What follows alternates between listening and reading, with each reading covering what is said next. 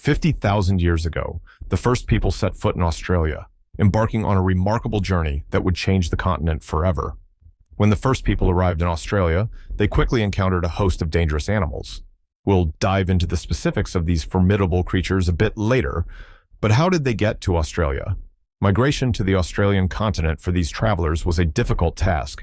A huge expanse of water divides Australia from Southeast Asia. During the last ice age, the distance was smaller because so much water was frozen in glaciers. However, mankind would still have had to travel 50 miles across the open sea to reach Australia before 50,000 years ago. In addition to creating spears and starting fires, they had to have constructed sea vessels that were strong enough to endure the journey. The first Aboriginal people arrived on the northwest coast of Australia between 65,000 and 40,000 years ago. Nowadays, everything is deadlier in Australia, mostly nature and animals, as it's home to a high amount of potentially fatal animals. In fact, the animals are so dangerous that it is the only country with a bird that can kill people. This bluehead friend of us, the cassowary. And just when you thought it couldn't get crazier, watch out for falling pine cones. They might just have a killer instinct of their own. In recent years, devastating fires, such as those during the 2019 to 2020 called Black Summer, have burned millions of acres, destroyed homes, and had a significant impact on wildlife. Australia has more venomous species than all but Mexico and Brazil. Yet, it takes the cake when only considering venomous animals that are fatal to humans.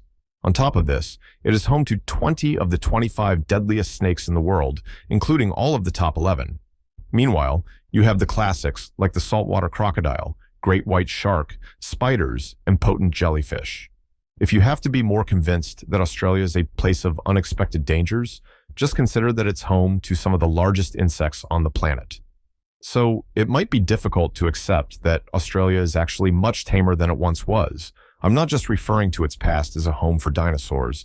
I'm talking about giant lizards and terrestrial crocodiles that once roamed the land. You don't have to go back too far to find this wild version of Australia. It reached its peak of chaos about 50,000 years ago, just around the time humans first arrived, remember? Talk about good timing.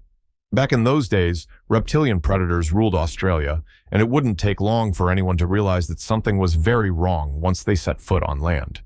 There were a host of nightmarish creatures lurking around, such as the largest terrestrial lizard known to have existed.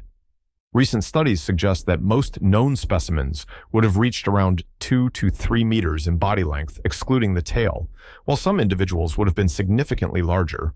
The Megalania lived in the Pleistocene epoch, around 2 million to 40,000 years ago, during a time when Australia was home to many other giant megafauna.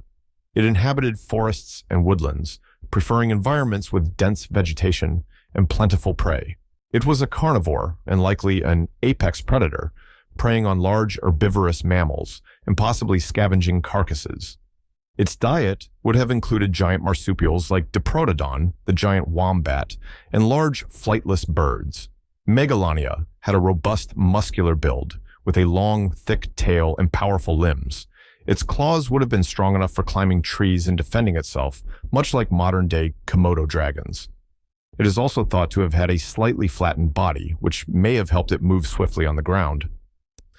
While there's no direct fossil evidence that Megalania actively hunted humans, it's possible that early humans could have been a source of conflict. There are no known fossilized human remains showing Megalania predation, but that doesn't rule out attacks. It's possible that humans may have been occasionally preyed upon, especially if the lizard was desperate for food or if humans were weak or sick. Unless you're afraid of snakes or have ophidiophobia. In this instance, Wonambi would have been your worst enemy at the time. Although this term may not seem like much, it should frighten everyone who hears it, because it refers to an enormous serpent that was once present near the Quinkana and Megalania, but is now extinct.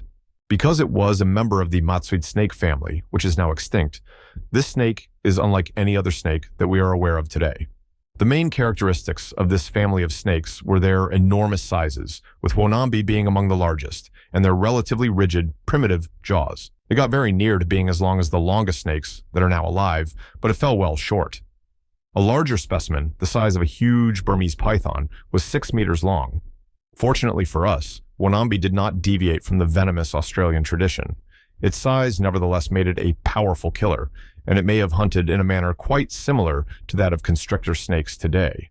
This would entail ambushing prey close to bodies of water, striking unwary creatures, and then killing them by squeezing their muscles so tightly that blood cannot reach their heart or brain, rendering them incapable of moving. But that's where things changed after that. As previously stated, Wanambi was unable to swallow its meal whole due to its considerably smaller and rigid head. Although this could seem advantageous for the victim, in practice it only made the snake more terrifying. It would merely utilize its strong bulk and sharp teeth to tear chunks off its prey, sometimes even disemboweling them, to compensate for this incapacity. According to one study, snake bites by constrictors are a major cause of mortality in some indigenous people today, suggesting that early Australians may have had more experience with this unpleasant mode of transportation than being preyed upon by the Megalania or Quincana. It would make sense for you to do so by now. The Quincana is an extinct genus of giant crocodile-like reptiles that lived in Australia during the Pleistocene epoch. Quincana was a large carnivorous reptile. While its size is still debated, some estimates suggest it could have reached lengths of up to 5 to 6 meters, 16 to 20 feet. This makes it one of the largest land-dwelling predators of prehistoric Australia. Unlike modern crocodiles that are largely aquatic, Quincana was believed to spend most of its time on land. It lived in Pleistocene Australia, a time when the continent was home to various megafauna, including giant marsupials and flightless birds. Its preferred habitats would likely have been forested or open woodland areas near water sources. Quincana was a carnivore, and its diet likely consisted of large herbivores, smaller animals, and possibly carrion. It may have been an ambush predator, using its stealth to hunt on land. Fossil evidence suggests that it had powerful jaws and sharp teeth, ideal for catching and consuming large prey. It could have hunted animals like giant wombats, Diprotodon, giant kangaroos, or large flightless birds like Genyornis. Although Quincana's exact behavior is difficult to determine, it is thought that it was a highly terrestrial predator compared to today's crocodiles, which are primarily aquatic. Quincana likely used its speed and powerful legs to chase down prey or ambush it from cover. Its large size and powerful jaws would have made it a dangerous predator for any animals within its range. Imagine a kangaroo, but much, much bigger. That's Procoptodon, a giant, extinct relative of today's kangaroos that once hopped across ancient Australia. These prehistoric marsupials were truly the giants of the kangaroo world, with some species growing up to 4 meters, 13 feet, long from head to tail. That's taller than a giraffe when standing on their hind legs. What's even cooler? Unlike modern kangaroos, Procoptodon had short, stocky limbs and a massive, broad head. Scientists believe this gave them a more powerful build, and they might have had a different way of hopping, possibly more like a hopping waddle or even walking, rather than the long bounds typical of today's kangaroos. Procoptodon lived during the Pleistocene epoch and was part of the extraordinary megafauna that roamed Australia. Despite its intimidating size, it was herbivorous, feeding on plants, grasses, and shrubs. However, it went extinct around 46,000 years ago, likely due to a combination of climate change and hunting pressure from early humans. Thylacoleo resembled a large cat or lion, but was actually a marsupial related to animals like koalas and wombats. It had a stocky, muscular body with a head resembling that of a large carnivorous mammal. Estimates suggest it weighed around 60-70 kilograms. It had powerful forelimbs with strong claws, a short tail, and a short, broad skull. Thylacoleo was a carnivore and is believed to have been an apex predator in prehistoric Australia. It likely preyed on large herbivores such as giant wombats, Procoptodon, and other megafauna. Thylacoleo had large, sharp carnassial teeth, which are characteristic of carnivores that tear flesh. It also had strong molars for grinding bone and tough tissue, indicating it could consume a wide range of prey, including bones and carcasses. Its forelimbs were particularly adapted for gripping and holding onto prey, which suggests that it might have been capable of pulling down or overpowering much larger animals. It is often depicted as a tree climber due to its strong, muscular limbs and retractable claws. While it's not entirely clear how much time it spent in trees, it's possible it could have ambushed prey from an elevated position, or used its climbing ability to gain a better vantage point for stalking. The flightless bird that once roamed Australia is the Genyornis. This prehistoric giant, which lived during the Pleistocene epoch, was about 2 meters tall and could have weighed up to 500 kilograms. But what really makes Genyornis fascinating is its mysterious extinction.